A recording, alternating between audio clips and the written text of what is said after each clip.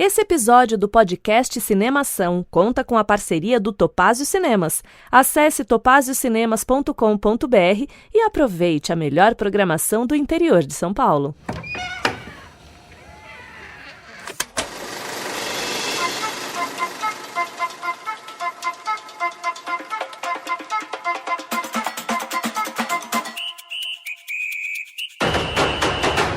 Seja bem-vindo ao podcast Cinemação 496. Eu sou Rafael Arinelli e a cultura está viva. Pois é, hoje aqui comigo tenho a presença mais do que especial de Marina Rodrigues, de volta a casa. Oi, boa noite, bom dia, boa tarde para todo mundo que está ouvindo Cinemação. Já sou figurinha carimbada já aqui. É, e tá virando cada vez mais podcaster, hein, mano? Não é por nada, não. É verdade. Tô aí com meu projetinho do Simplificando Cinema. Também perturbando o ouvido de quem quiser ouvir. É isso. E temos aqui também Camila Perlingeiro. Olá, boa noite. É um prazer. Minha primeira participação aqui no Cinemação. Espero que possa contribuir.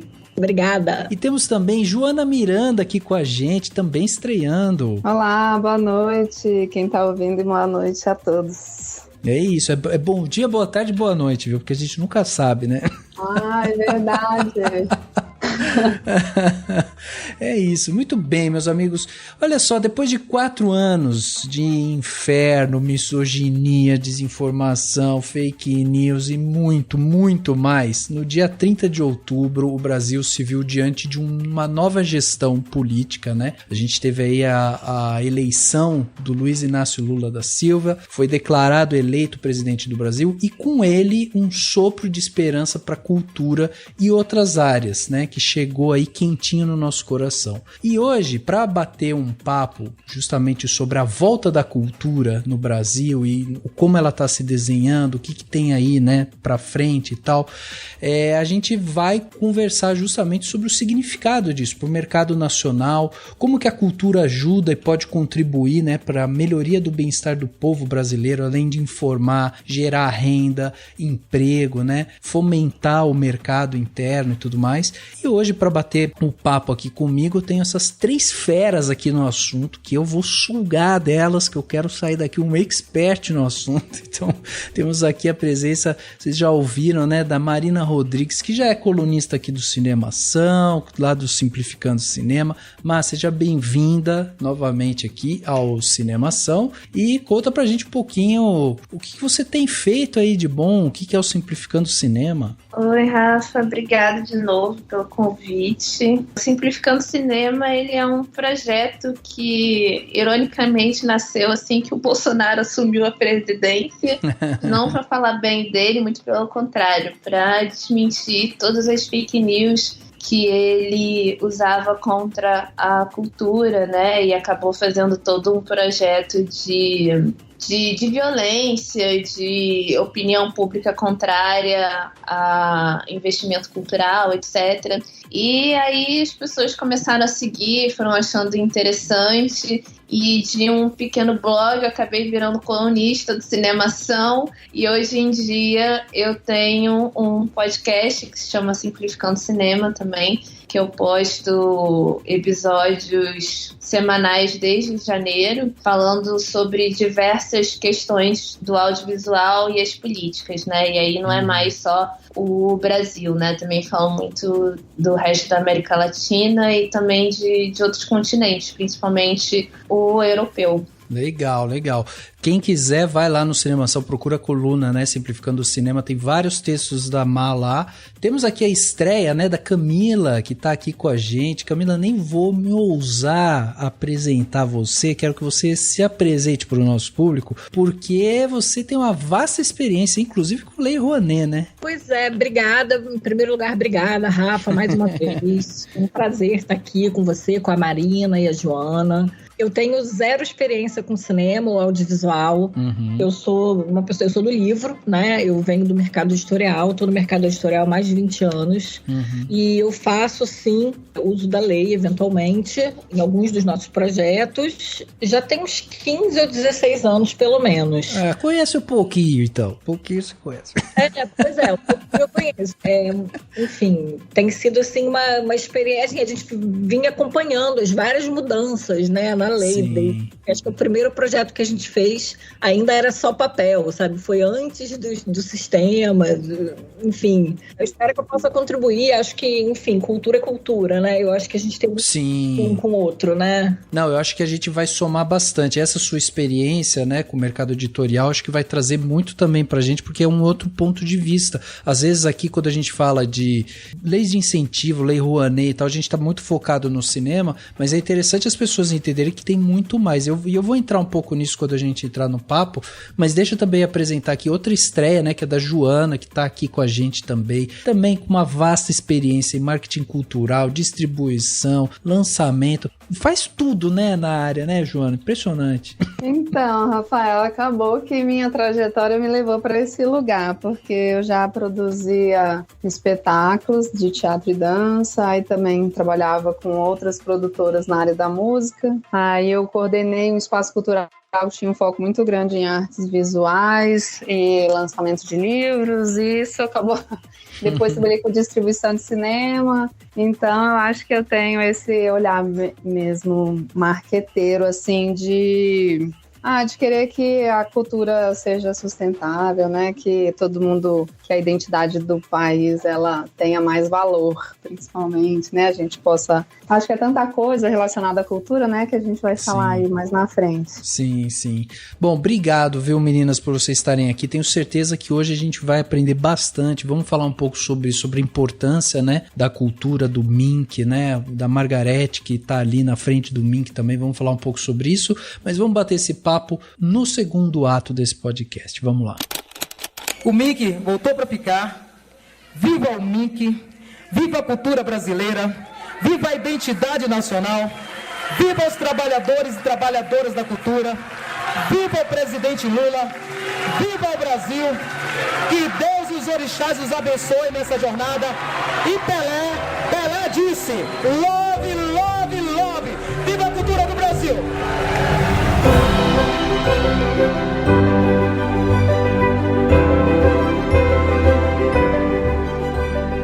Vamos lá, pra gente começar esse papo aqui, eu queria fazer uma retrospectiva rápida aqui, só para as pessoas entenderem, pra gente sair todo mundo do mesmo local, né, do mesmo ponto de partida ali. Então vamos lá, no dia 1º de janeiro de 2023, agora nesse ano, o presidente eleito, né, o Lula, ele foi empossado presidente e tal, mas ali em dezembro ele já tinha anunciado que o Ministério da Cultura estava de volta e quem iria conduzir a pasta era justamente a Margarete Menezes, hoje ministra da Cultura. Para quem não conhece, a Margarete é baiana, cantora, filha mais velha de 5 irmãos, já fez mais de 20 turnês internacionais, 15 álbuns e tem 4 indicações ao Grammy. É um grande quadro da nossa cultura, ela tá voltada mais para a parte, né, de música e tal, mas para além disso, né, além dessa carreira artística, a Margarete, ela também está à frente de projetos sociais com um engajamento político, né, na promoção da cultura negra.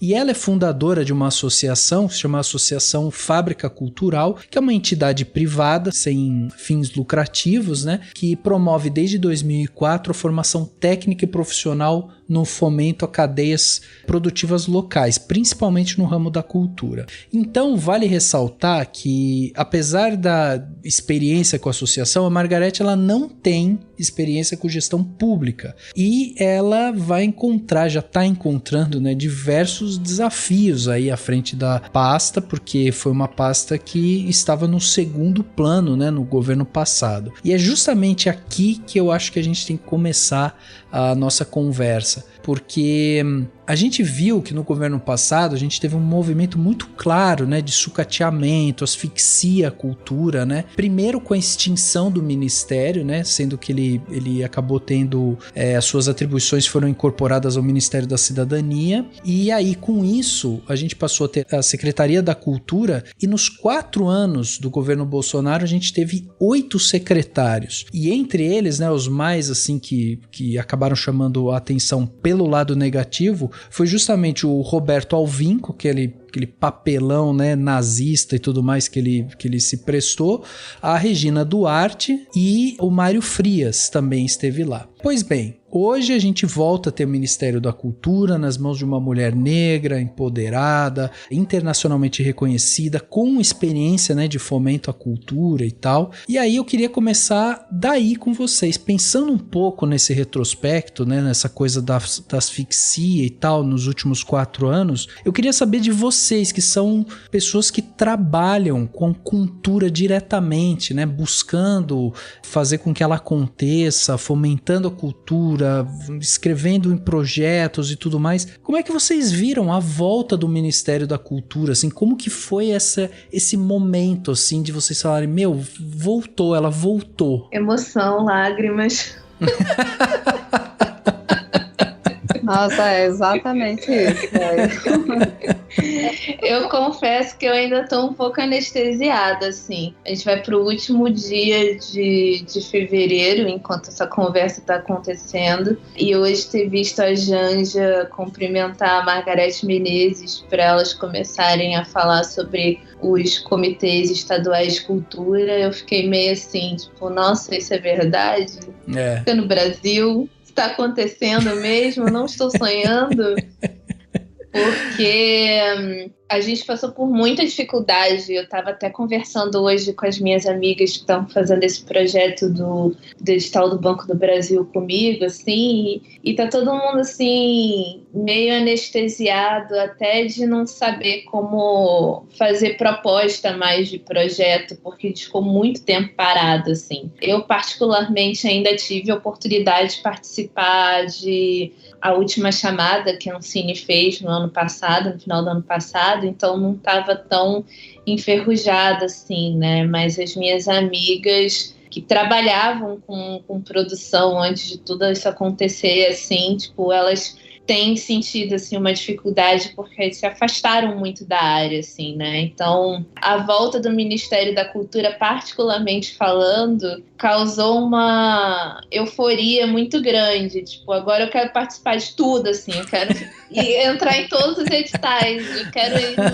no edital do Banco do Brasil, a Lei Paulo Gustavo, Aldir Blanc, tudo quanto sair eu já quero me meter para fazer, assim, porque é um sentimento que parece que, pelo menos no audiovisual, a gente está resgatando um tempo que a gente perdeu de vida, assim, basicamente. Sim. Foi isso, assim, porque muita gente teve que se virar em outras áreas, assim, foi... O fim do Ministério da Cultura representou muitas dificuldades para o audiovisual e para a cultura como um todo, né? Mas as outras meninas podem falar um pouco melhor das outras áreas. Mas para o audiovisual a gente já sentia uma dificuldade muito grande com o Temer, né? Porque ele começou a destruir tudo por dentro, né? Então a gente parou de ter uma reserva maior de mercado para distribuir os nossos filmes, que sempre foi uma dificuldade, né? Mas por algum período do tempo a gente teve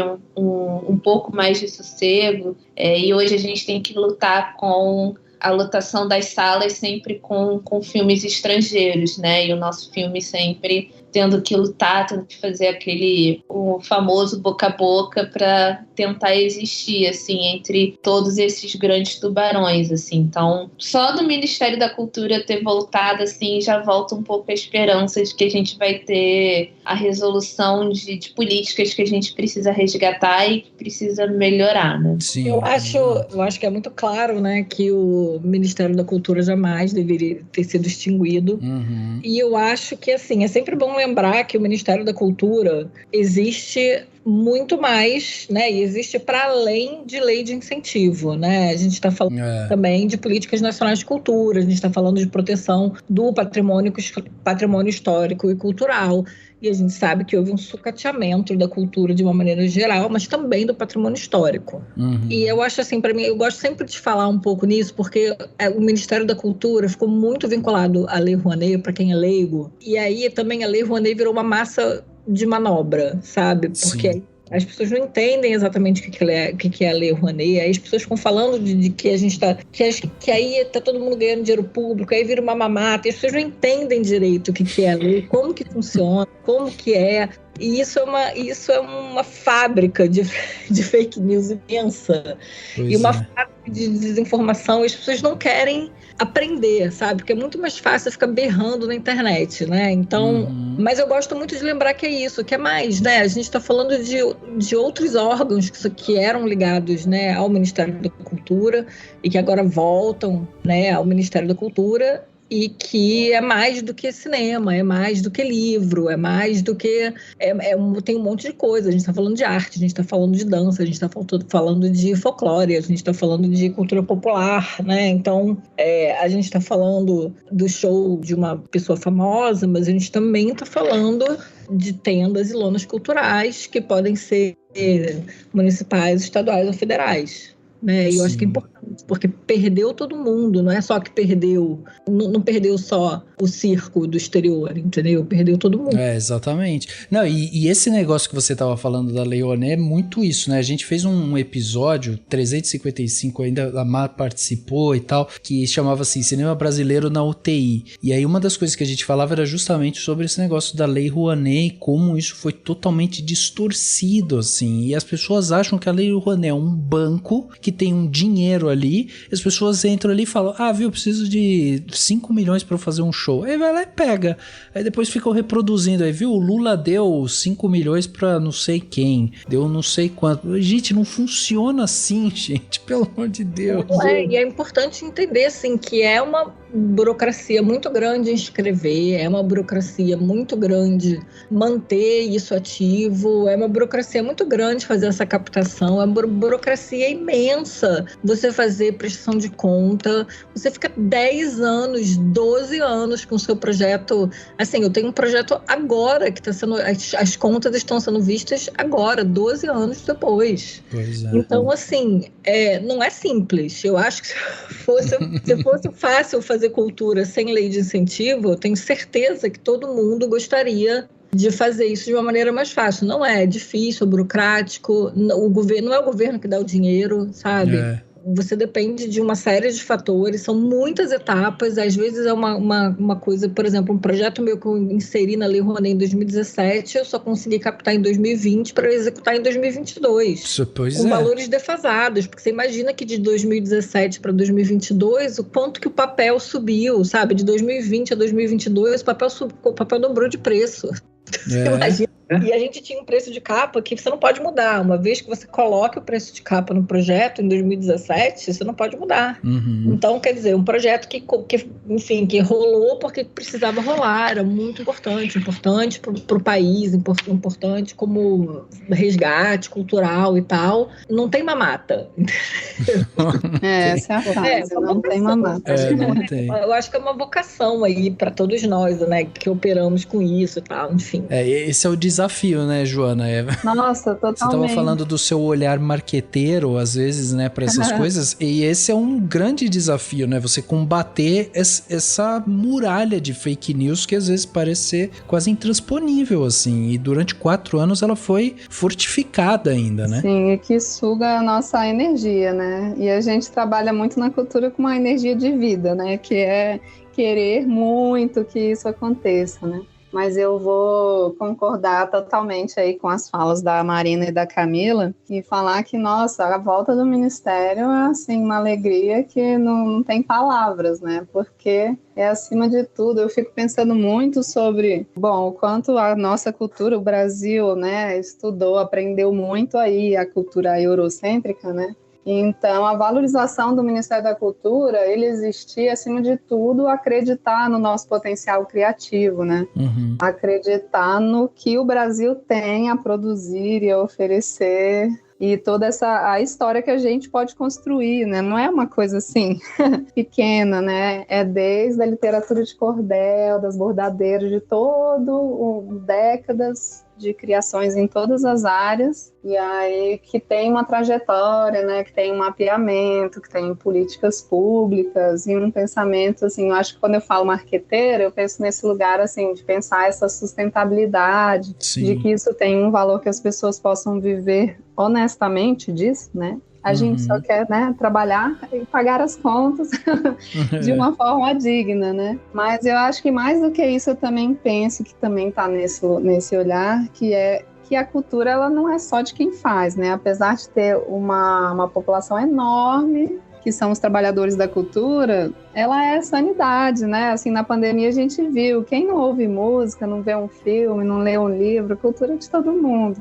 Então, o Ministério existe, ele afirma, né, um direito que deveria ser básico, né? Simples, óbvio. E tem uma coisa meio de reafirmação também, né? Porque uma das coisas que a gente ouve falar muito, principalmente, é como a cultura, ela exerce esse papel do soft power, né, dentro da política. Então, é uma coisa que quanto mais você fortifica, mais você consegue trazer, né, a cultura brasileira para um patamar que você começa, inclusive, a ter entrada em outros países e tudo mais, porque, né, você começa a ser mais aceito, você exporta cultura para fora, como carnaval, a própria, né, livros e tudo mais. Então, assim... Tem os filmes, né? É, exatamente.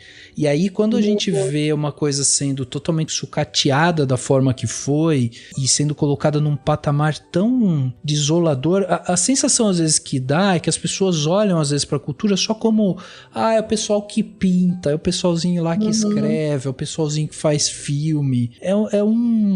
Parece que é quase uma subcategoria mesmo, né? É como se fosse só para os fazedores, né? E não para todos os espaços culturais, cinemas e todos os espaços de lazer e entretenimento, né, da população. Também um projeto, né? Um projeto de acabar com a autoestima do brasileiro também passava por isso, né? É verdade. Por essa, enfim, por esse achincalhe, né? Vamos destruir tudo que tem, tudo que existe, toda cultura, toda educação, toda memória. Então o projeto passava por isso também, né? Acompanhamos os diálogos e vimos o desmonte perverso das nossas políticas culturais e das instituições. Sabemos o tanto que sofreram a Fundação Palmares, o IFAM, a Ancine, a Biblioteca Nacional, a Funarte, a Casa Rui Barbosa, o IBRAM.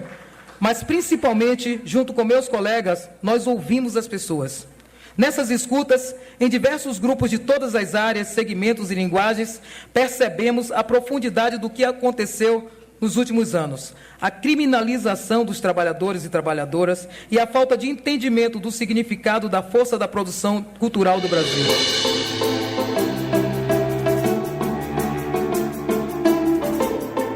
Eu perguntei para vocês sobre essa questão, né, do sentimento da volta do Ministério da Cultura, porque tem esse simbologismo, principalmente para vocês que trabalham diretamente com isso, que vocês estão ali com a mão na massa, né, pensando isso e precisando, inclusive, né, desses incentivos e de um ministério forte, de uma cultura forte, pujante, para que o mercado, inclusive, se aqueça. E aí a primeira coisa que eu pensei, além de perguntar isso para vocês sobre esse sentimento, é na prática, assim, vocês, tipo, no dia 2 de janeiro, vocês já falaram, nossa, já deu pra ver que mudou, ou as coisas estão se movimentando, assim, devagarzinho, mas vocês estão vendo que, pô, tá acontecendo. Eu acho que é bem gradual, né, porque a destruição foi muito grande, assim, então, só de você reconstruir o Ministério da Cultura, assim, já vai levar um tempo, assim, né. Eu sinto muito que o plano, assim, inicial da Margarete,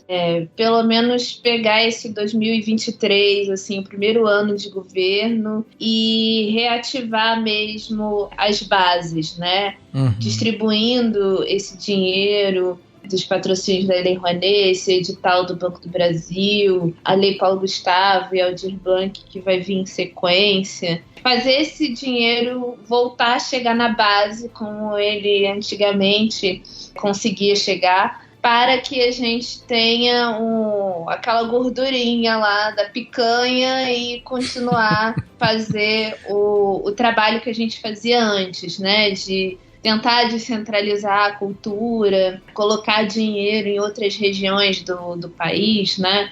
Falando de audiovisual, ela anunciou agora uma linha para a região norte, que passou por um esquecimento quando saiu a primeira chamada aí do edital que estava aberto no ano passado, não tinha nenhum projeto da região norte. Enfim, eu vejo que a Margareth, ela tem um cuidado muito grande com essa questão da descentralização, porque é uma coisa que a gente precisa, assim, enquanto trabalhador cultural. E é uma coisa que eu acho que eu até comentei, assim, nas minhas redes, assim, nas coisas que eu produzo para a internet, sobre colocar essas pessoas da base na frente, né, das políticas como prioritárias, porque sempre foram elas que seguraram a economia cultural, né? Então nada mais justo que elas sejam atendidas primeiro, né? Não só no cinema, como no teatro, todas as outras manifestações artísticas que a gente tem. Então eu acho que 4 anos de governo vai ser muito para a gente resgatar o que a gente perdeu, assim, porque foi uma destruição muito grande, principalmente com a questão da opinião pública, né? Porque a gente nunca teve uma opinião 100% a favor de investimento cultural e tal, mas hoje em dia a gente tem uma aversão, assim, a gente sente uma aversão, assim, da sociedade muito maior do que antes, né? Como se o artista ele fosse inimigo, como se o artista fosse aquele bandido, assim, que você tenta evitar ao máximo que entre na sua casa, você se protege dele a todo custo, assim. E isso eu acho que é o mais difícil, assim, da gente conseguir recuperar, porque é um processo muito de educação, de diálogo, e por mais que a gente tenha a internet, né, à nossa disposição, é muito difícil conseguir chamar a atenção das pessoas para esse tipo de conteúdo, para esse tipo de fala, para esse tipo de explicação, né? Elas já formalizaram as suas próprias opiniões. Mas eu sinto que o Ministério da Cultura ele voltou muito melhor do que ele era antes, assim, pelo menos na estrutura dele, né?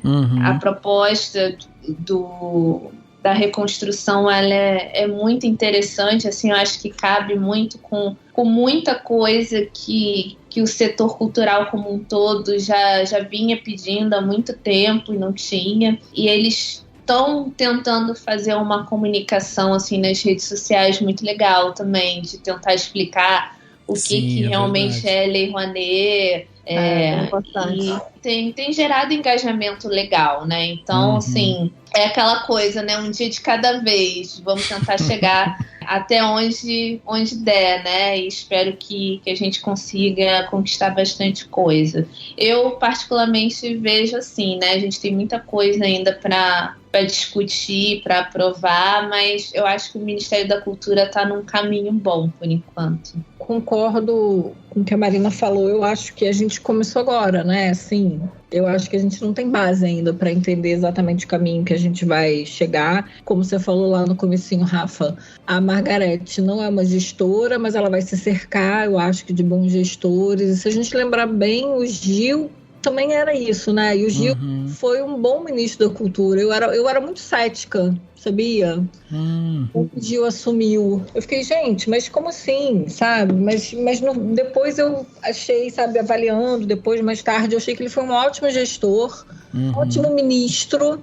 E eu acho que o Gil e também eu acho que a Margareth, eu acho que eles têm uma coisa de conseguir uma força internacional que eu acho que a gente precisa no momento, né? Eu acho que a gente ficou com a nossa base muito estremecida no exterior, em todos os sentidos. E isso também vai precisar de uma reconstrução, né? E a cultura também passa por isso, né? A gente está aqui no Brasil, mas a gente também né, leva a nossa cultura para o mundo e o mundo também traz a cultura deles para cá. É uma troca, né, muito grande, um intercâmbio que se retroalimenta, né? Então eu acho que a Margareth também vai ter esse papel. Em relação ao comecinho, enfim, eu não sei, eu fiquei assim, por exemplo, esse anúncio do edital do Banco do Brasil foi uma coisa que eu fiquei um pouco tensa, sabe? Assim, não sei, Marina, se você ficou com essa tensão. Porque assim, porque do jeito que foi anunciado, parecia que era uma coisa muito nova, que era um dinheiro assim que eles nunca tinham investido antes na vida,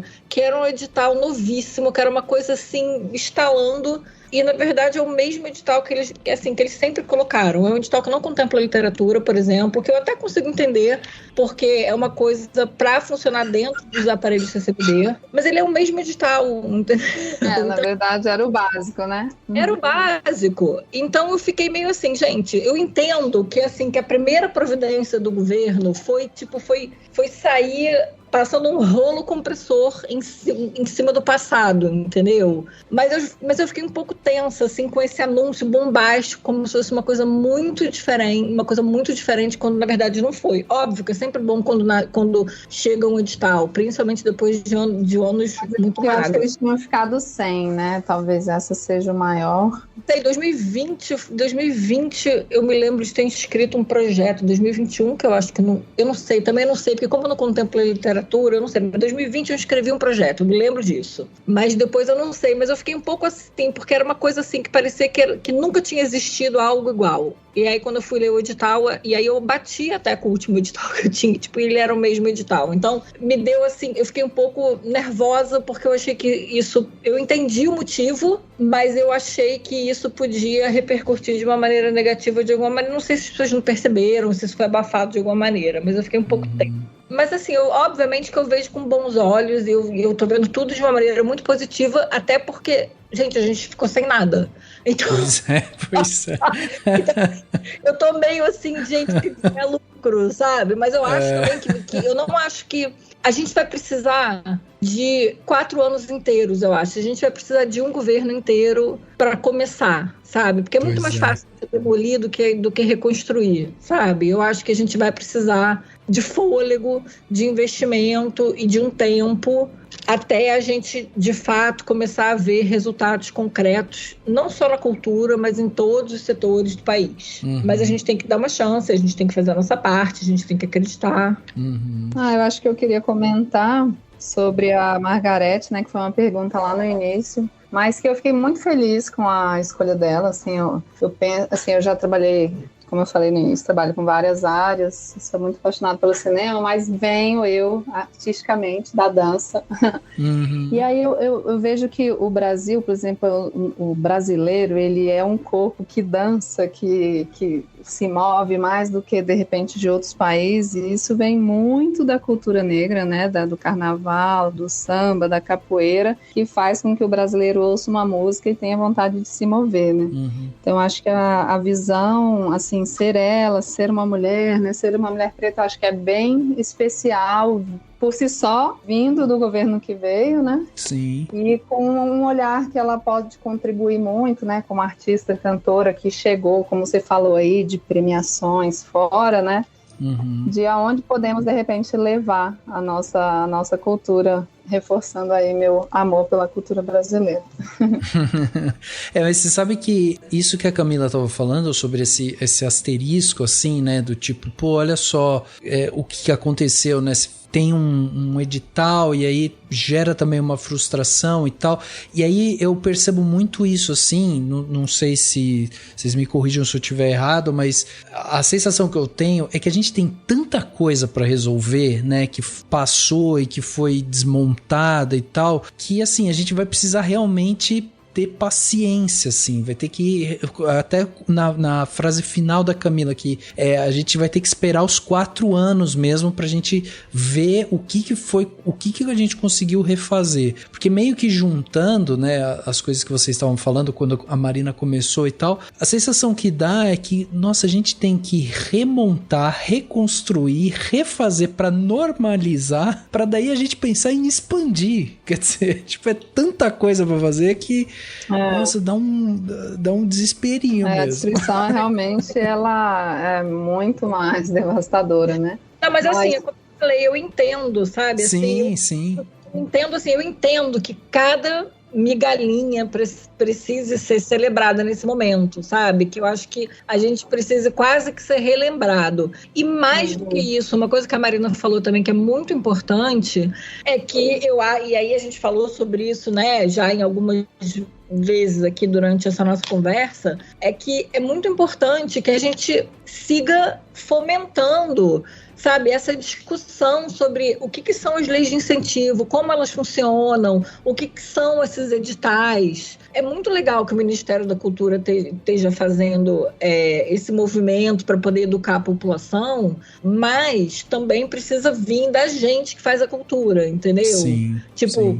Essa conversa que a gente está tendo aqui no Cinemação é super importante a gente estar tendo essa discussão, porque as pessoas não conhecem, sabe? Então, acho que cada vez que nasce um edital, ele precisa ser celebrado. Cada vez que a gente pode ter uma discussão para poder formar e educar agentes de cultura, isso precisa ser feito. Cada vez que a gente consiga achar um espacinho para a gente poder discutir com a população, isso precisa ser feito, sabe? Então, assim, eu entendo o motivo deles terem feito aquilo logo no comecinho do ano, sabe? Uhum. Assim, eu fiquei frustrada, mas eu tô assim, tipo, lá no topinho da cadeia, sabe? Uhum. Imenso, né? O Brasil é gigante. Não é sobre mim, né? É, lógico. Porque eu acho que a gente que faz, né, muito edital, trabalha com isso, tem um outro olhar, né? Que você abre o edital e vai buscar, então, deixa eu ver qual é a diferença. Eu também tive esse olhar assim, não, ok, é o mesmo edital de programação do CCBB, né? Isso, a forma de preencher, né? Ou as atividades aceitas e tal, tem um lugar parecido. Mas, como você falou, que tudo deve ser comemorado, porque realmente ficou 1 ano ou 2 anos sem fazer, né? E aí acaba que eles colocam nesse edital um olhar de programação, teoricamente, de 3 anos ou 2,5, né? Que vai até 2025. Uhum. Então, com uma verba que, na hora que saiu, 150 milhões, até me preocupa nesse lugar que a Marina também falou, da população que não tem conhecimento e acha que, meu Deus, estão colocando muito dinheiro na cultura, né? Do leigo que olha ali a Lei Rouanet e acha que está errado, né? Que não é para ele, que não chega nele, né? Mas, de alguma forma, eu gosto do edital ter saído logo para que uma nova programação possa ser escolhida aí de uma forma democrática, né? Que todo mundo possa se inscrever, porque quando ficou sem edital foi uma escolha interna, né? Uhum. Então, acho que isso já amplia as possibilidades, né? Da gente pôr as ideias na rua. É importante também, né, e no caso específico do edital do Banco do Brasil, né, que é uma maneira de fomentar os aparelhos, né, do CCBB, é importante entender que isso volta para a população de uma forma gratuita, né? Tipo, isso volta para a população. Tudo é de graça, toda a programação deles, né? Uhum. Sim, isso é legal. Então, enfim, eu acho que eles devem colocar isso de alguma maneira, né? Enfim, na comunicação deles, porque eu acho que é importante, né? Essa divulgação aí, né? Porque eu acho que as pessoas não se dão conta disso, né? Talvez. Hoje, aqui juntos, damos início à desafiadora missão de refundar o Ministério da Cultura. Há quase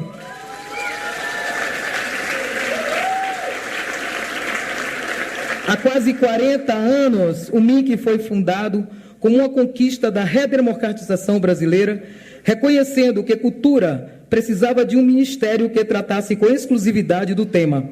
Foi a primeira batalha vencida pelos trabalhadores e trabalhadoras da cultura, possibilitando o fortalecimento do setor cultural.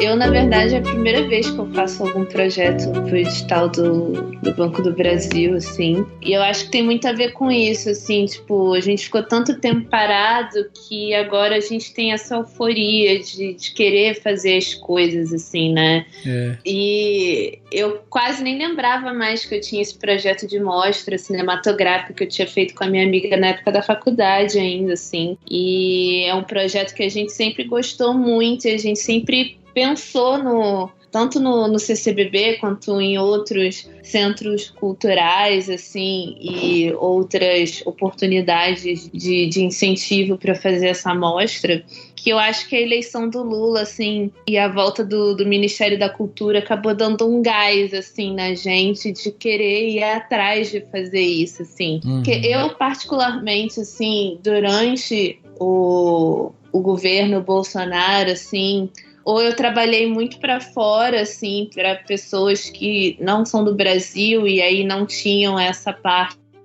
do audiovisual tão paradas quanto a gente estava, mas eu também tinha muito receio, assim, de colocar coisas para fora, assim, participar de Salic, de tentar participar do FSA, das chamadas do FSA, que acabou acontecendo só no final do governo dele também. Mas, particularmente, assim, eu tinha muito receio, assim, tipo, não sei se eu quero fazer agora, assim, porque tudo que eu penso, assim, tudo que eu projeto para audiovisual é muito democrático, é muito plural, é muito político, assim, então eu não via um momento, assim, de fazer as minhas próprias coisas ou de ajudar em projetos de outros amigos, assim, e acabou todo mundo, assim, ficando muito na inércia, assim, né, então acho que, apesar de não ser uma novidade para muitas pessoas que já estão acostumadas a acompanhar edital e tal, eu acho que vale a pena nesse sentido, assim, da euforia mesmo, assim, da gente poder ter um governo novo que nos abraça um pouco melhor, assim, da gente saber, tipo, eu posso fazer uma mostra de cinema jovem e eu posso colocar um filme LGBT entre as que eu vou selecionar, que o governo não vai me censurar, sabe? Umas coisas assim, que pra mim não fazia sentido fazer antes por conta de todo esse estigma, assim, de toda essa teocracia que acabou caindo no Brasil, né? Exatamente. Não, e assim, gente... Hoje em dia, eu vou no médico e aí ele fica às vezes falando de política comigo. Eu não quero falar de política com ele. E aí o cara, do nada, fica levantando coisas do tipo, você viu que deram 5 milhões de reais pra Daniela Mercury? Ou deram 5 milhões pra Cláudia Raia? Sabe umas coisas assim? Aí eu fico, cara... Não é isso, sabe? Não funciona assim. Só que ali naquele momento que eu tô ali naquele negócio, eu nem me dou o trabalho de respondê-lo. Eu só fico, porque eu quero logo passar por aquilo, né? E esse tipo de discussão, esse tipo de colocação... Eu vejo que é muito isso, uma coisa muito desse momento que a gente está vivendo. As pessoas ainda não estão conseguindo entender. Quando a gente fala de Lei Rouanet, por exemplo, que corresponde a 0,45 de toda a renúncia fiscal autorizada pelo governo federal, as pessoas não sabem o que é renúncia fiscal. As pessoas não sabem que, sei lá, se o governo abrir mão de receber R$100 em imposto, só 45 centavos vão ser pagos por patrocinadores da Lei Rouanet. Quer dizer, as pessoas não sabem, elas ficam achando que o fato de você entrar, né, conseguir ter o projeto contemplado pela Lei Rouanet, você tá deixando de investir em educação, em saúde, não sei o quê. E isso é uma discussão que ela é de agora, porque o país continua dividido, né? Apesar de tudo que a gente passou e ainda passa, o país continua dividido, mas é um discurso que ele veio se fortificando dos últimos 4, 5, 6 anos aí, porque foi isso, veio desde o governo Temer, passou pelo Bolsonaro e tal, e agora, então é uma coisa muito surreal, assim, você sair por aí, e aí você, tipo, e as pessoas hoje acharem que tem uma opinião sobre um assunto que elas verdadeiramente não entendem aquele assunto. Não é muito louco isso? Vocês não acham muito doido? Sim, eu acho que o maior trunfo da direita, aí, né, não é nem a extrema-direita do Bolsonaro, porque isso vem de antes já, infelizmente foi conseguir convencer a opinião pública que o Estado ele é maléfico e o Estado pega o seu imposto de renda e joga por aí, assim, não tem um critério. As pessoas começaram a acreditar fortemente nisso, né? Isso é um discurso que eu vejo acontecer muito com a questão da educação também. Quando você fala de bolsa de mestrado, de doutorado, sempre tem uma pessoa na internet que fala assim: ah, mas eu vou fomentar uma pesquisa sobre a aldeia Xingu com dinheiro do meu imposto. E aí ela acha que ela tá pagando milhões ali para aquela pesquisa, assim. Quando vai ver, assim, R$2 do imposto dela que tá indo para educação, né? Porque você vai colocar aí 100 milhões, não sei quantas pessoas no Brasil que pagam imposto de renda hoje em dia, e colocar ali no orçamento da educação, e quanto que isso vai para uma bolsa de mestrado, né? Quanto que isso vai chegar num estudante que estuda uma aldeia indígena no Amazonas, ou outro que estuda o impacto da evolução desde o fim dos dinossauros até hoje, enfim. E as pessoas acham que elas estão bancando tudo isso, né? Então, é muito difícil. Esse discurso de você estar pagando por tudo foi muito prejudicial, assim. Então, eu acho que o grande problema hoje da opinião pública é muito isso, porque eu acho que a direita bateu muito pé de falar: olha, sabe o seu imposto de renda, que você não está vendo melhoria na sua rua? Tá indo pro bolso da Cláudia Raia. Olha, tá vendo seu imposto de renda que você paga e não tem acesso à saúde? A Fernanda Montenegro tá fazendo a peça não sei aonde com seu dinheiro, assim. Então isso repetido várias vezes vira uma verdade, sendo que é mentira. Uhum. E aí, para você fazer esse desmame da fake news, é muito complicado, assim. Não basta só a gente vir para canais nas redes sociais e falar sobre isso. Eu acho que precisa ter uma política também a longo prazo, governamental, contra esses discursos negativos e esses discursos falsos que a gente tem na internet, né? Então é um longo caminho, assim, esse percorrer. Sim. Eu ia comentar, porque eu tô bem próxima desse assunto. Eu tô fazendo mestrado na UFBA, lá em Salvador, e assim, quando você tá dentro, aí você vai ainda descobrir mais coisas ainda, né? Que gente, a dificuldade de você trabalhar, cuidar, no meu caso, mãe solo, cuidar de uma casa, de uma criança, e você ainda estudar a demanda que você tem no mestrado, é uma coisa assim de maluco.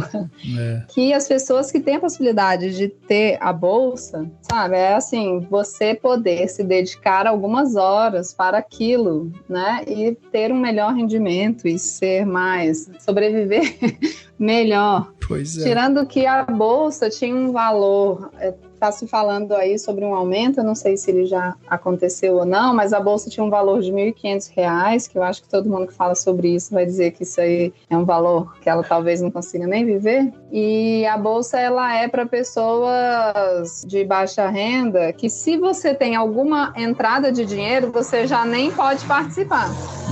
Né, na seleção. Então não é algo simples também quem está escolhendo estudar muito, se dedicar a uma pesquisa e viver com os 1.500, né? E para muita gente é a única possibilidade de estudar, né? Então tem muitas questões. E essa coisa, Joana, que você está falando, enfim, eu não fiz, enfim, pós-graduação, mestrado, doutorado aqui no país. É importante também, porque não existe uma comparação, nem existe, enfim, informação sobre... Referência, né? Referência, não tem. Então as pessoas não sabem, por exemplo, que você vai para a Europa e os estudantes ganham dinheiro para poder estudar. Qualquer estudante. Você vai fazer uma faculdade na Europa, você ganha, sei lá, 1.000 euros por mês para poder ser um estudante numa universidade, sabe? Então, assim, é importante, é isso, fica muito essa coisa de, meu Deus, você está ganhando uma bolsa de R$1.500 para fazer um mestrado. Gente...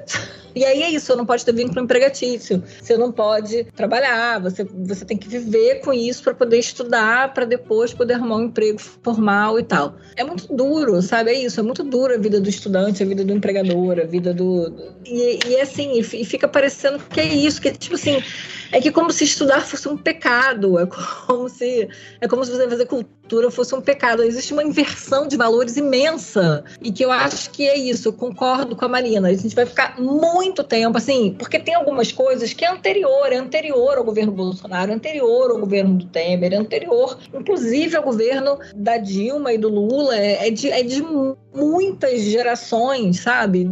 Essa versão do Lei Rouanet, ela foi amplificado do governo Bolsonaro, mas já existia antes. Isso desde que o mundo é mundo, desde que essa lei começou, sabe? Desde que qualquer lei de incentivo existiu. Da mesma maneira que desde que os estudantes começaram a receber bolsa de CAPES, de CNPq, qualquer coisa, existe sempre uma coisa, é isso. E a sensação que eu tenho é de que essa inversão de valores é muito louca. E aí você vai cavando muito fundo, e se você vai vendo a teia e o emaranhado que essa coisa vem, aí é isso. Aí eu acho que nem cabe a gente falar aqui, porque aí a gente vai começar a falar de por que é tão ruim a Joana receber R$1.500 para poder cursar um mestrado, mas aí um avião não paga imposto por isso. Então, aí, enfim, aí não vou nem entrar nessa seara, porque não cabe aqui nesse espaço, mas a gente vive também uma vida muito doida, né? A gente vive aí uma inversão imensa de valores, aonde fazer cultura e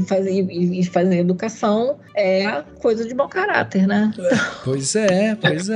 E você sabe que eu acho que é um pouco isso, assim, talvez o pensamento que meio que mapeia o pensamento popular é quase que isso, assim, é tipo, tem aquele quê liberal do tipo, se você quer fazer, você tem que fazer com a seu próprio esforço, tirar do seu bolso e fazer, e aí, sabe, quase que uma privatização da cultura, né? Então, é um pensamento mais liberal, mas pra galera que não curte, de repente, que não pensa nisso, talvez o pessoal olhe pra isso e fala, se isso não existisse, se não existisse cultura, o cineminha, a música, não sei o que, talvez o dinheiro fosse justamente pra educação, pra cultura. Então pra que ter, sabe? Porque eu acho que é isso, acho que o pessoal não consegue fazer uma associação de como a cultura impacta diariamente na sua vida, né? E como ela potencializa ainda mais o nosso conhecer a nós mesmos e o nosso conhecer para que a gente possa expandir e crescer realmente, né? Como coletivo, né? Como sociedade.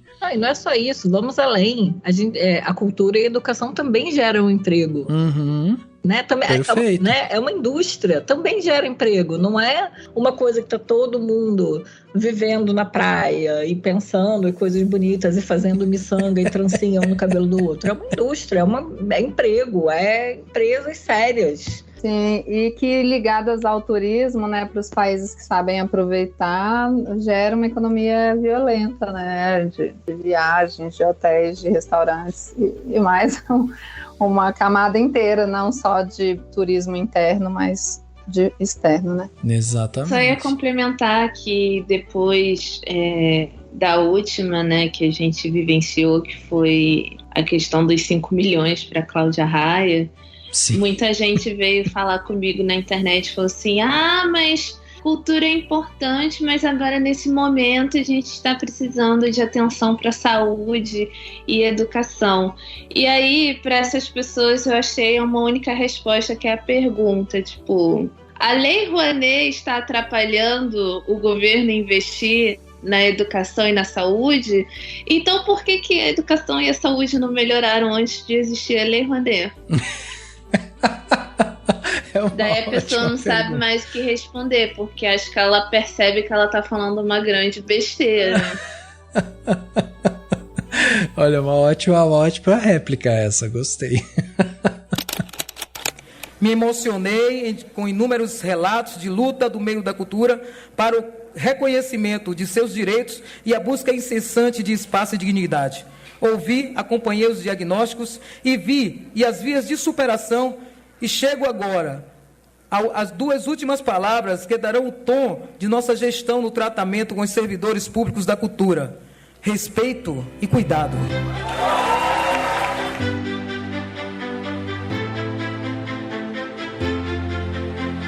A gente tem esse novo olhar e existe esse quê esperançoso, né, do que as coisas estão acontecendo. Dá para perceber em vocês, assim, que vocês têm acreditar que as coisas vão melhorar e tudo mais, mas eu queria saber, assim, para vocês, dentro da área de vocês agora, que vocês já estão, né, estão voltando a trabalhar, a se inscrever nessa parte do edital e tal, vocês sentem que tem alguma coisa que precisa ser priorizada? Porque eu tenho visto um esforço grande da Margareth em tentar justificar e ter uma gestão bem aberta, assim, ela tem feito vídeos, eles têm publicado bastante coisa, né, nas redes sociais para explicar, e aí explica o que é Lei Rouanet, aí explica como que as coisas estão funcionando e tal, aí coloca trecho dela falando e tal, e a gente tá falando aqui, a gente comentou, né, Lei Paulo Gustavo, a gente comentou de Lei Rouanet e tal, então, assim, existem coisas importantes que vão precisar ganhar aí um lastro, um espaço, mas tem alguma coisa que vocês acham, assim, que putz, seria importante a gente dar uma priorizada, olhar com um pouco mais de atenção para isso? É realmente a parte de, tipo, agora é hora de organizar a casa, assim, precisamos primeiro organizar a casa, aí começa a se soltar esses editais e tal, daí daqui a pouco vem Lei Paulo Gustavo, Aldir Blanc, e aí isso também vai ajudar e tudo mais. Como que vocês veem, assim?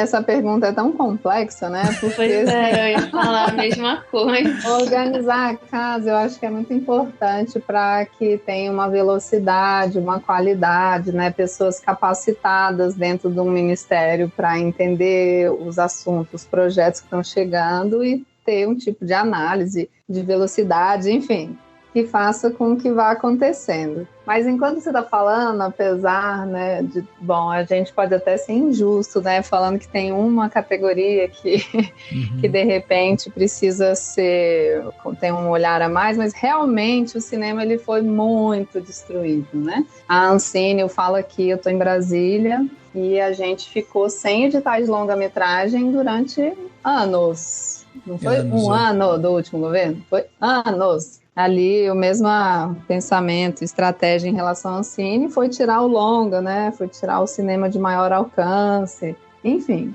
E que é uma categoria que gera uma renda violenta, assim, de contratações para um filme acontecer, né? Então eu acho que o cinema precisa de um espaço para voltar. Marina falou sobre isso, né? As pessoas voltarem a trabalhar com isso, porque durante a pandemia as pessoas foram buscar como sobreviver em outras áreas, né? Muitas. É verdade.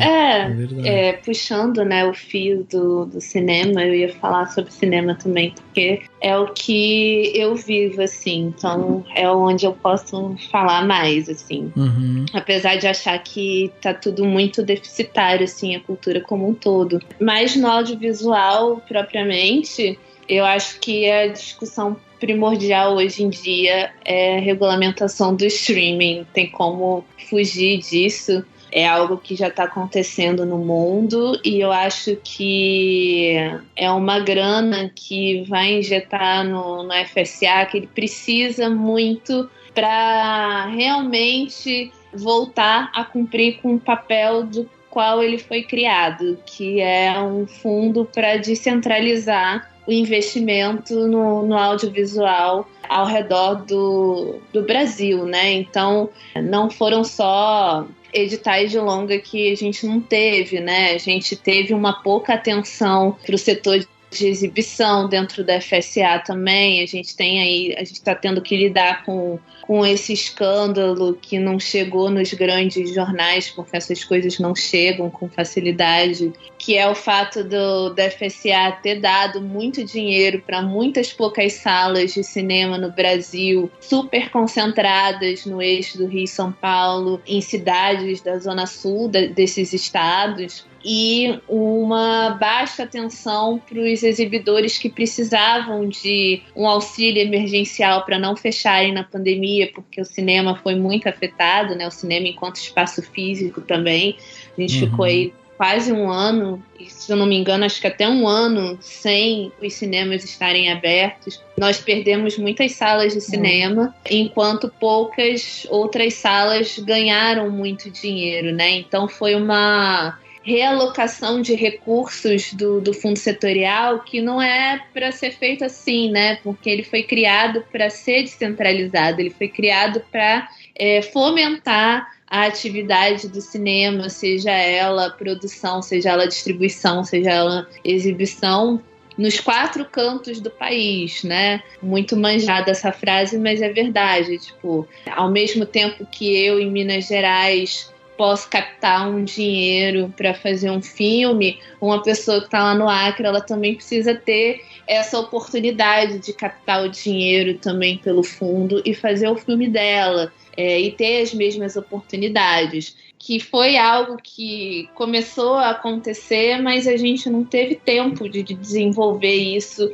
de fato. E hoje a gente tem uma dependência muito grande das plataformas internacionais para a gente continuar fazendo filme. E é uma relação muito abusiva de trabalho, né? Porque além da gente não ter garantia nenhuma de preservação dos direitos patrimoniais da obra, o retorno de licenciamento ele é muito pequeno, porque o streaming ele não gasta tanto dinheiro assim para licenciar a obra, e não é um problema do Brasil, é um problema mundial. Tem o fato de que sem o investimento público, né, você ganha muito menos produções do que você ganhava antigamente, quando você tinha o fundo setorial funcionando a pleno vapor, quando você tinha essa injeção dos tributos que alimentam o FSA de forma plena, de forma contínua. Então o streaming ele entrou como essa força do audiovisual, é uma coisa que a gente não pode negar, que isso vai continuar acontecendo. E ele precisa ter essa contribuição para o cinema, né, o audiovisual de maneira geral também no Brasil, porque são muitos projetos que são abandonados no meio do caminho por essas plataformas. Às vezes são projetos que as plataformas bancam, e depois elas não querem continuar bancando uma segunda temporada porque o projeto fica muito caro, porque elas não têm outras fontes de captar esse dinheiro, né? Não existe ainda, tirando a última chamada que a gente teve na FSA de TV e novas mídias, não tem essa coisa de você fazer uma parceria com a plataforma e aí, evidentemente, captar um dinheiro ali e fazer algo um pouco maior com a plataforma também, devolvendo esse investimento em forma do tributo que é a Condecine, né, que alimenta o fundo setorial do audiovisual. Tem outros episódios do Cinemação explicando sobre isso. Não vou me alongar muito, mas eu acho que para o cinema especificamente, eu acho que a gente precisa correr com essa questão da regulamentação do streaming.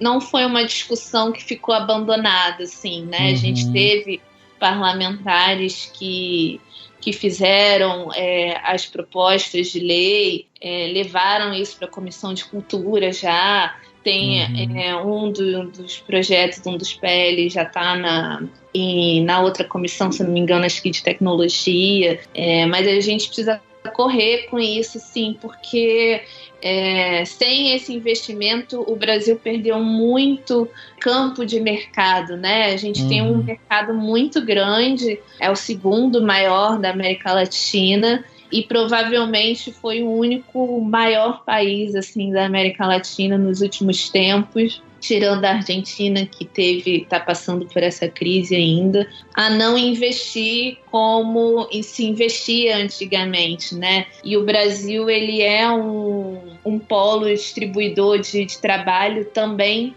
para os nossos vizinhos, né? Com a FSA a gente teve a oportunidade de fazer coproduções internacionais, então a gente não investia só no audiovisual 100% brasileiro, a gente teve essas parcerias de expansão que são importantes também em questão de mercado, de marketing, de venda, de exportação, porque a gente vive num mundo globalizado, então a gente precisa se comunicar para fora também, né? Então, eu acho que a gente precisa dar essa atenção à regulamentação do streaming, tudo que vem dentro dela. Ô, Mai, quem que enfrenta essas questões dentro do MINC? É a Joelma Gonzaga, que é secretária do audiovisual?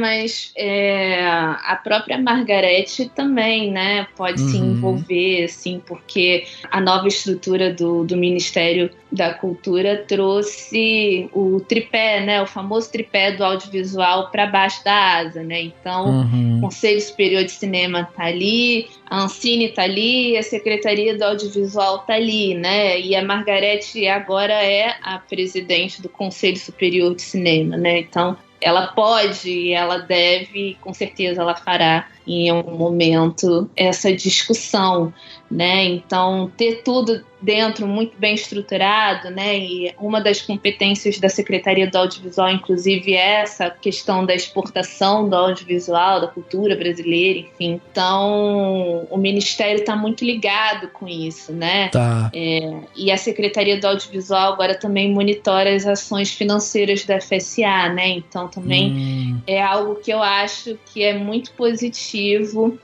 nessa questão do streaming futuramente. Você, Joana, também, vocês ficaram satisfeitas com essa indicação da Joelma Gonzaga como secretária? Eu acho que eu não tenho nada particularmente, assim, eu acho que eu venho gostando de toda a equipe, o pensamento que eles estão de diversidade, né, colocando no governo e nas prioridades. Então eu não tenho nada específico assim sobre ela, mas ainda com essa expectativa otimista, né, sobre o que pode vir. Entendi. Mas são muito trabalho a fazer no audiovisual, com certeza. Pois é, isso não tem como não dizer, né? Exatamente. E por que o MINC foi extinto? Obviamente, não foi porque ele é irrelevante, mas justamente pelo contrário. Quem o extinguiu sabe da nossa importância. Combate-se a cultura quando se quer um país calado, obediente. A cultura incomoda, a cultura mexe, a cultura desobedece e floresce. E por isso ela é também expressão de democracia de direitos. Dela, a arte oxigena, porque revolve camadas profundas do nosso viver e do nosso ser.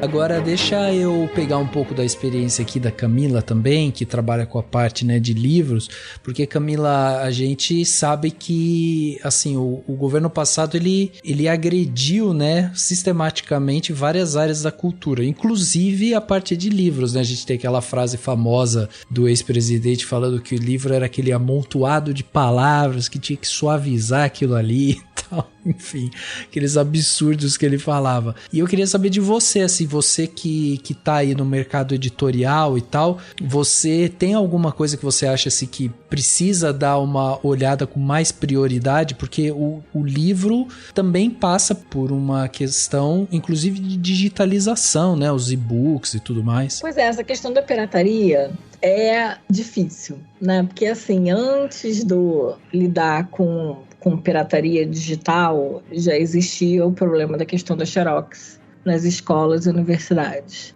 Existia uma associação que cuidava especificamente disso, né, que combatia a pirataria. Mas a verdade é que, assim, é muito difícil e aí é uma resposta, assim, pessoal, talvez um pouco controversa. E aí eu acho que é a mesma coisa que provavelmente vocês. É muito fácil piratear um filme e é muito fácil piratear um livro. Assim, eu lembro que a gente fez um livro, a gente fez o financiamento coletivo de um livro e a gente dava um e-book de presente, um e-book, uma cópia digital desse livro. E aí a gente se associou a uma plataforma nos Estados Unidos para as pessoas poderem baixar, tinha que dar um e-mail, e aí baixava direto para o dispositivo, não sei o quê, de uma maneira que fosse super difícil de quebrar o DRM e tal. 24 horas depois já estava pirateado. Nossa Senhora! Então, assim, eu vejo isso eu dei uma relaxada depois disso, sabe? Não que eu facilite, não, eu continuo fazendo da maneira que eu consiga dificultar o máximo possível. Mas eu também acho que é impossível conter, sabe? Não acho que a gente tenha um mecanismo eficaz para conter a pirataria no mundo. Então, não sei, assim, não tem uma solução, também não tenho uma ideia, não saberia o que propor ao governo e não sei também, pra você ter uma ideia, eu acho que o próprio órgão, né, que existia, a associação que existia, eu acho que ela já está inativa, porque eu acho que uma coisa assim que as pessoas continuam se revoltando, muito óbvio, porque a gente está falando aí de direitos de autor, sobretudo. Não é apenas a editora que está deixando de lucrar, mas a gente está falando de direitos autorais, sobretudo, né? Não sei, eu vejo assim com pesar, óbvio, existe eu acho que como tudo na vida, eu acho que a gente precisa educar as pessoas, que as pessoas possam entender por que elas não devem fazer isso, mas eu não entendo, assim, não consigo entender as pessoas com esse pudor, sabe? Na hora H, eu acho que se a pessoa puder pegar de graça, ela não vai querer pagar, entendeu? Enfim, então em relação à pirataria é isso. Eu acho, sim, que existem muitas coisas que o governo precisa prestar atenção. A gente está falando aí de fomento às livrarias, a gente está falando de frear, de alguma maneira, as gigantes, né? As grandes livrarias virtuais. Como que você faz com que elas não matem as livrarias independentes. Então, eu acho que você tem aí uma série de questões que precisam ser vistas. A gente está falando aí a gente tem praticamente um monopólio de papel no país, sabe? Como que resolve? A pessoa dobra o preço do papel em um ano e ou você faz isso ou você não tem outra saída. O livro sofre, sabe? A gente sai de uma crise e entra numa crise, sai de uma crise e entra numa crise. Enfim, assim, eu acho que o grande problema do governo Bolsonaro, na real, era que houve uma coisa de, porque o livro não paga imposto. É verdade. Né? E ele estava querendo voltar com o imposto dos livros no país, né? Só que, assim, na verdade, paga-se imposto de renda e paga-se CSLL, contribuição social, né? A gente tem aí isenção de ICMS e PIS, CONFINS. E aí, então, quer dizer, essa foi durante muito tempo houve essa ameaça, né?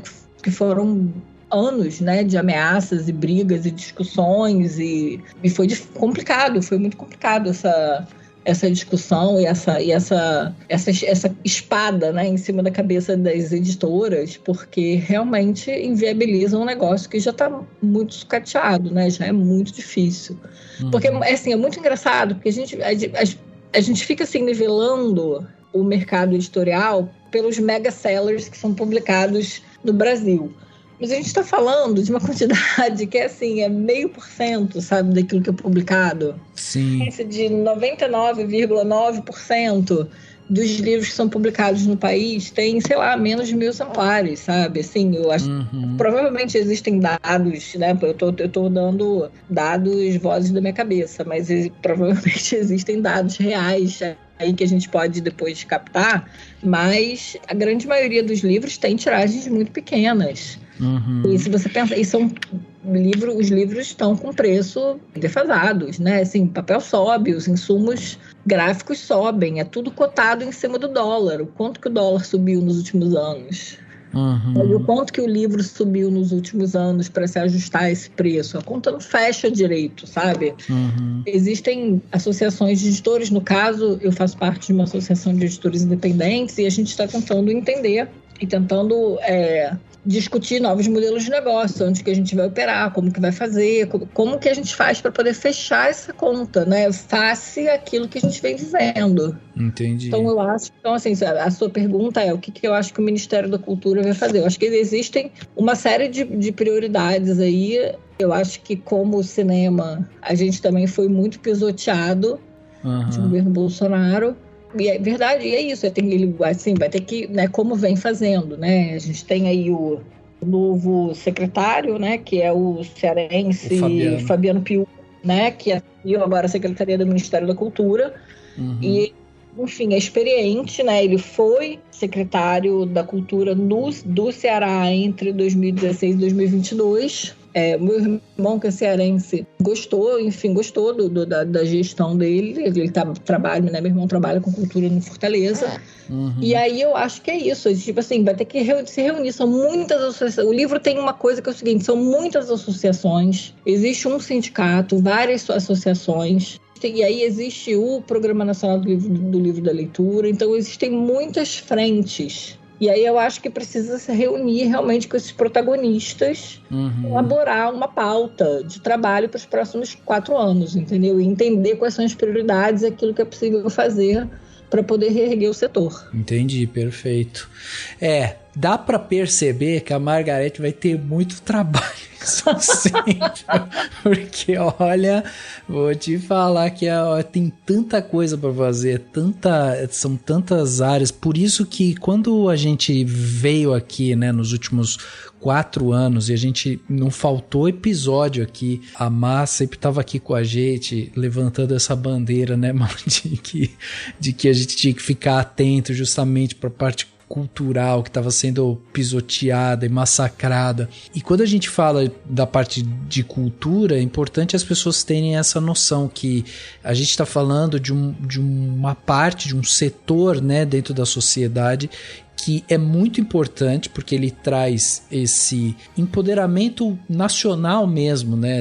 O que a gente chama de soft power mesmo, o que a gente consegue trazer em termos de poder pro Brasil. Então tem essa coisa do reconhecimento, do autorreconhecimento, né, através da cultura, mas acima de tudo a gente tem essa questão de ser também um mercado que gera emprego, que gera renda, que tem pessoas trabalhando, que tem muita gente ali, né, ralando todos os dias para fazer isso acontecer. Então não é só o dinheiro que foi para Cláudia Raia, não é só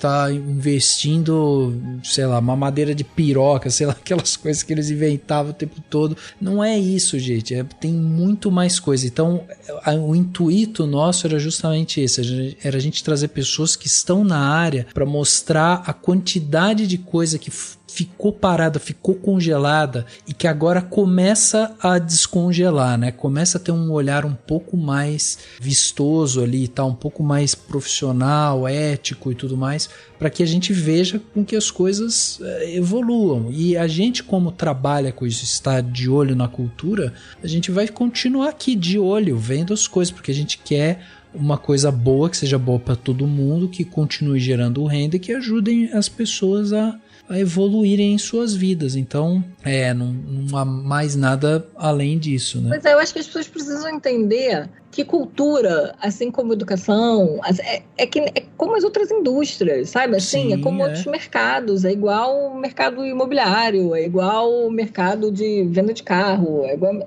sabe? Gera emprego, faz parte do setor econômico, movimenta a economia, movimenta, como disse a Joana, movimenta turismo, movimenta um monte de coisa, faz parte da máquina, sabe, que movimenta a economia. Precisa parar de ver, eu acho, a cultura e a educação como se fosse caridade. Não é. Sabe, o fato de que existe um fomento e existe incentivo não é porque é coitadinho, mas porque torna o setor mais forte. Perfeito. É uma indignação tão grande quando você fala aí de algumas coisas que eu até fico aqui segurando se vale a pena, né? Porque, olha, essa coisa quando sai assim da Cláudia Raia, que é essa desinformação da Lei Rouanet, me dá uma raiva. Não é? Porque não é um dinheiro que entra na conta dela, né? Não. E é um dinheiro que quando o público vai assistir um musical daquele tamanho, que se é feito em São Paulo e acha fantástico, maravilhoso, né? Então, assim, é um público que, de repente, vê um monte de Hollywood, aí vai dizer que a cultura, algumas coisas da cultura brasileira que, nunca vai ser bom a cultura brasileira. Por quê? Porque precisa de dinheiro, né? Porque tem coisas, tecnologias, estruturas, telões de LED, enfim, várias coisas que existem num musical lá de São Paulo, né? Que demanda verba, eles ficam meses, anos, alguns em cartaz, né? Então, se pega o dinheiro e se mostra, né, como a gente falou no início, fazer uma planilha de 5 milhões detalhada não é algo simples. Eu gosto de pensar, assim, uma vez teve até um debate com uma pessoa da família, que era o quanto, assim, se você for montar for vender brigadeiro, né, que eu vejo às vezes em bares e acho que evoluiu muito de uns anos atrás para hoje, a galera vendendo em bar toda uniformizada, com a prateleira não, assim, a caixinha ali, o suporte do brigadeiro altamente bonito, com luzinha, que não sei o que. Existe um investimento, né? Para você fazer um evento num nível de exigência maior, você precisa de recursos, né? Sim. Então, assim, sim. qualquer negócio que você vá fazer, você vai precisar de um investimento e para agradar um público cada vez mais exigente com a indústria de fora, né? É tanta questão Pois que de repente eles não entendem quanto custa uma coisa, né? Não, quanto custa um telão de LED para um show enorme, e se você faz isso vários dias, você paga por diária, e que tem a desmontagem, que tem tantas coisas envolvidas. Mas você que está estudando agora, que está assim, já trabalha com isso e tá fazendo, estudando e tudo mais, há um sopro de esperança, então. Olha, eu sou, no geral, uma pessoa otimista. Eu tenho que acreditar, porque senão eu não consigo, né? Você acorda e levanta pra quê, né? Sim. Então, eu tento acreditar que tem, e eu acho que no geral tem, assim... a gente tem que... Eu gosto muito daquela frase, daquela imagem que ninguém solta a mão de ninguém, então tem que estar mais firme. É bem importante dizer, assim, a gente fica muito feliz com o retorno do Ministério, mas não é só isso, assim, nós não vamos acomodar só com essa informação. Agora é exigir mais, né? Exato, e acompanhar de perto para exigir mais. Né? Não é só, que maravilha, agora eu espero. Acho que a gente está atento, né?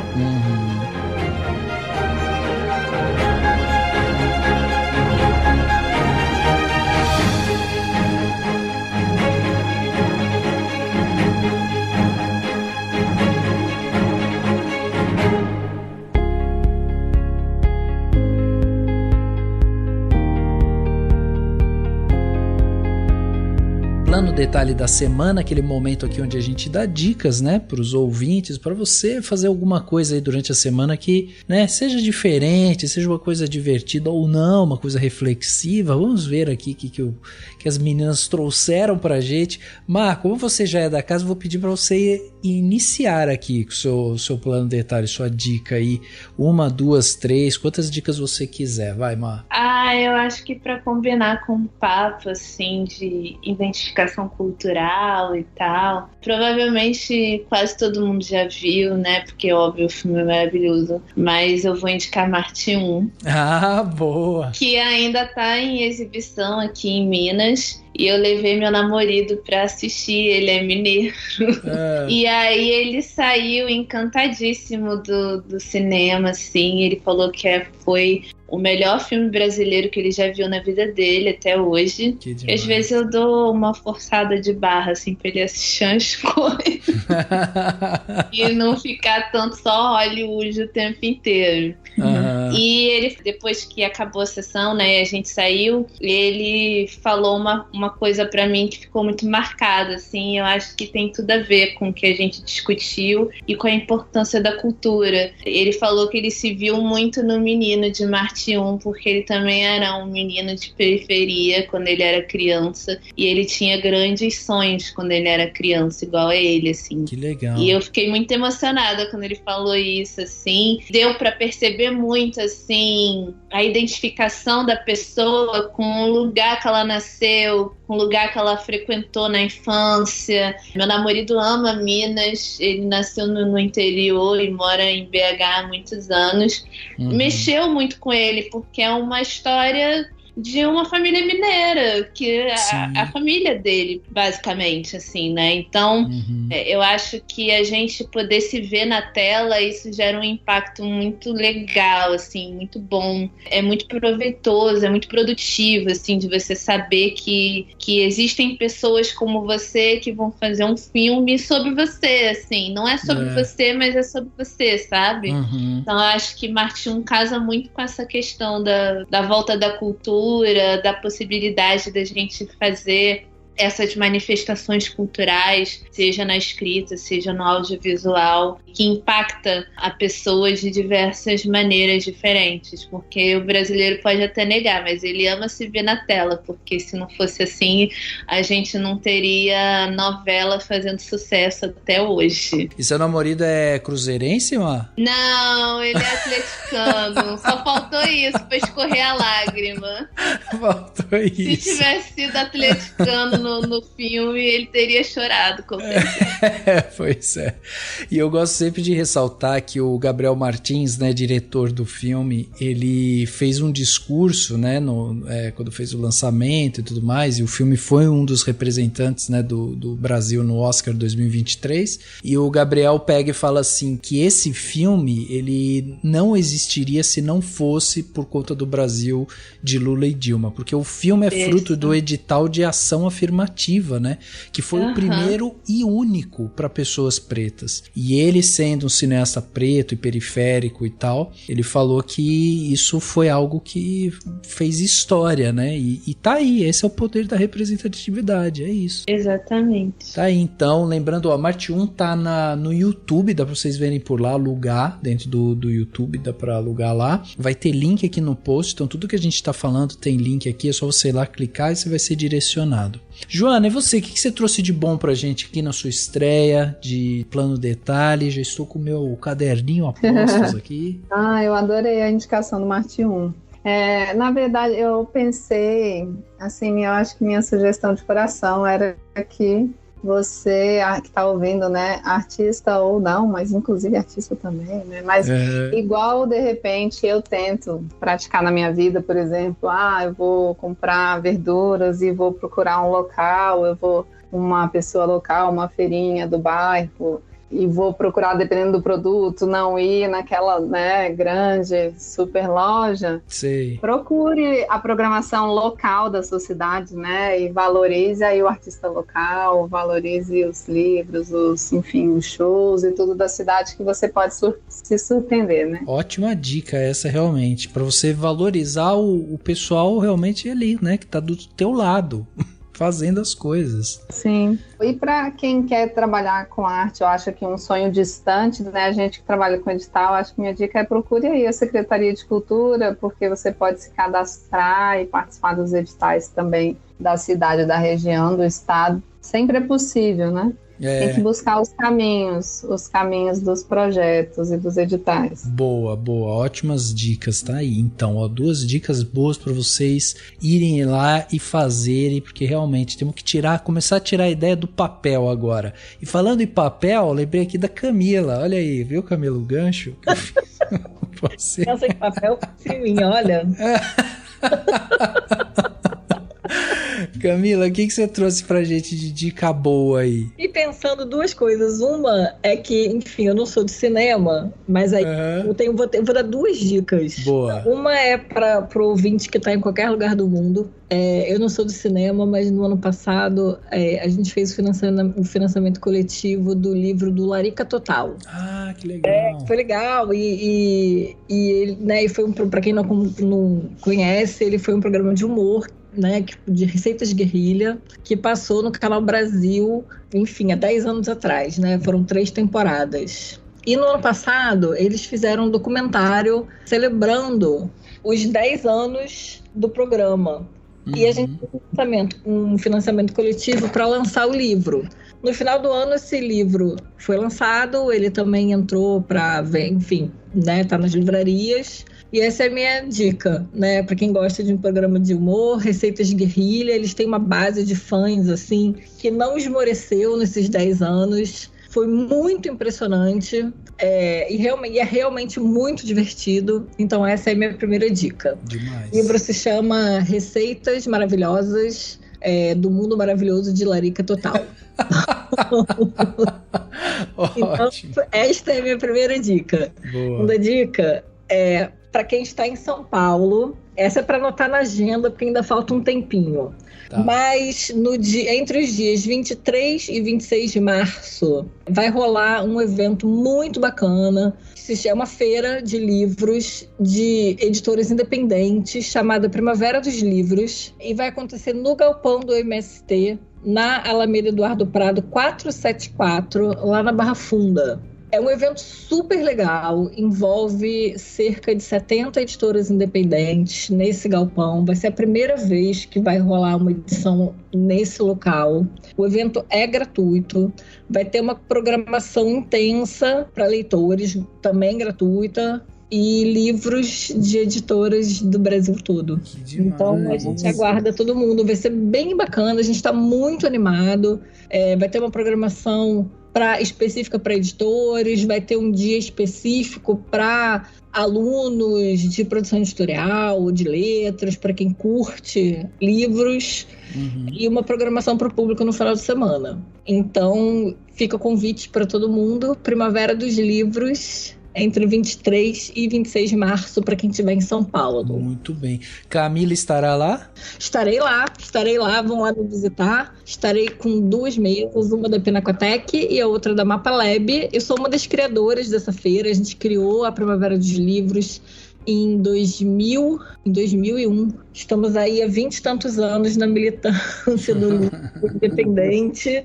E, enfim, vai ser um prazer encontrar todo mundo lá em São Paulo. Demais, demais. Então vocês vão lá e dão um abraço na Camila e falam: te ouvi no Cinemação. Olha aí que legal. Gente, espero todo mundo. Vai lá, me dá beijo. É isso, muito bom.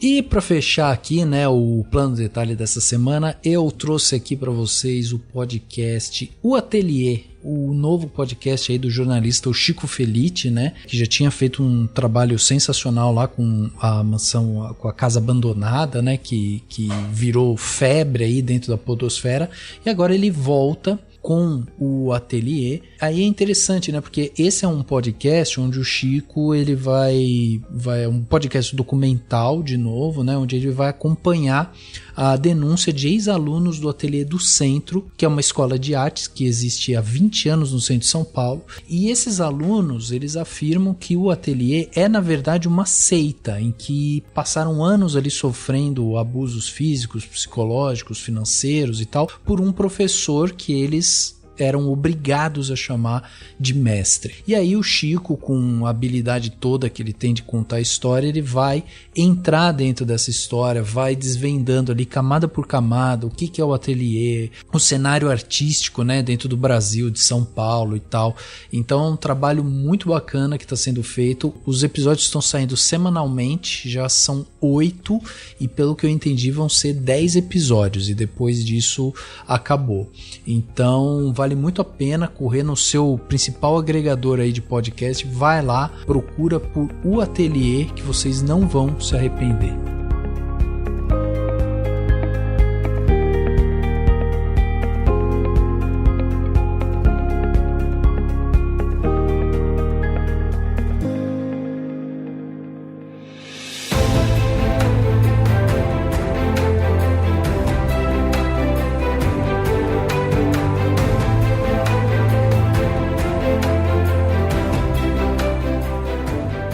Gente, então é isso, chegando aqui ao final desse podcast Cinemação 496, batemos esse papo aqui sensacional. Essas meninas vieram aqui só pra me iluminar, porque foi isso, sem vocês aqui eu não conseguiria fazer esse episódio, então só tenho que agradecer. Começar agradecendo pela Camila por estar aqui com a gente, obrigado, viu, por ter doado o seu tempo, vindo aqui, conversado com a gente, exposto, né, seu olhar aí pro mundo cultural, também para a parte editorial, que é tão importante, né? Muitos dos nossos ouvintes aqui são ficcionados também em livros, então por isso que também eu achei que era muito legal você estar aqui. Então eu queria primeiro agradecer demais sua participação e pedir para você deixar aí redes sociais, sites, enfim, todos os meios de contato aí para quem quiser acompanhar o seu trabalho e quem quiser também ver aí o que você anda fazendo e tal, onde que te acompanha. Rafa, muito obrigada. Para mim é um prazer imenso estar aqui, conhecer a Marina e a Joana. Sempre maravilhoso estar do lado de gente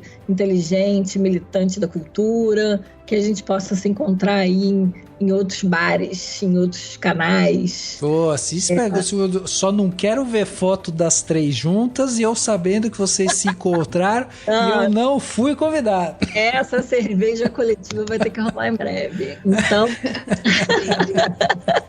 Então, obrigada. Vocês me encontram, vou dar um Instagram porque é mais fácil. Eu tô no Instagram @pinacotec ou no @amapalab e no @TheRealCamis. Esses são os meus 3 canais, das 2 editoras e o meu pessoal. Legal, demais. Obrigado novamente, Camila, pela participação, foi demais. Tenho que agradecer aqui também Joana, que está aqui com a gente, estreando também.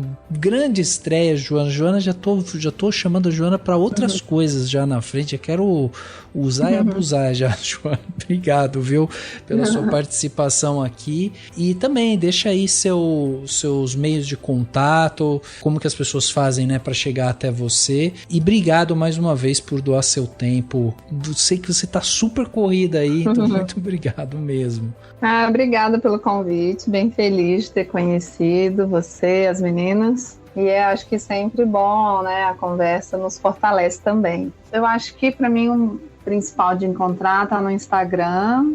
O meu é Joana Miranda Oficial e o da empresa é Roda Gigante MKT. E aí tem um pouco do nosso trabalho. E é isso, estamos aí à disposição. Muito bom, Joana, adorei. E Má, você, só gratidão por você, Má, pelo seu talento, pela sua disponibilidade, pelo seu papo, sua didática, eu só tenho que agradecer. E também, Má, deixa aí meios de contato, afinal de contas, você já carrega uma multidão, né, Má, com você, mas vai que tem gente aí nova querendo te conhecer. Obrigada pelo convite de novo, Rafa, muito bom estar aqui, foi um prazer conhecer as meninas também. Adorei saber um pouco mais da questão do livro também, que acaba ficando meio distante. Bom, vocês podem me encontrar no @marinarodri__ no Twitter, é onde eu fico mais tempo da minha vida online, é lá. Mas no Instagram também tem o @simplificando cinema, que é do meu projetinho, que eu tô voltando a postar lá para divulgar um pouco mais do podcast. E tem o meu podcast, né, que é o Simplificando Cinema, só jogar aí na busca do Spotify, do Apple Podcast, que você encontra todos os episódios que estão disponíveis. Isso aí, procurem essas meninas, são demais. Obrigado novamente, gente, pela participação. É isso, você aí que está acompanhando, né, que gosta aqui do nosso trabalho, lembre-se então, né, sempre de seguir no Spotify, assinar na Apple Podcast, se inscrever no Google Podcast ou no Castbox, né, além de favoritar no Deezer. Dessa forma você não perde nenhum episódio. A gente está no Spotify, está no Google, então você vai lá, se inscreve e tal, porque todo episódio que chegar vocês vão ser notificados. Gostou desse episódio? Envia seu comentário, né, para as nossas redes sociais, estamos em todas, e você vai sempre procurar a gente por Cinemacal, né, sem o cedilha, sem o tio, Cinemacal, a gente vai estar lá, ou através do nosso e-mail, contato@cinemação.com. Se puder, contribua com o nosso canal, tornando-se um apoiador, através do valor de um cafezinho, você já está ajudando a gente demais. O link para apoiar vai estar no post desse podcast. É isso, o podcast Cinemação 496 fica por aqui e a gente se vê no próximo.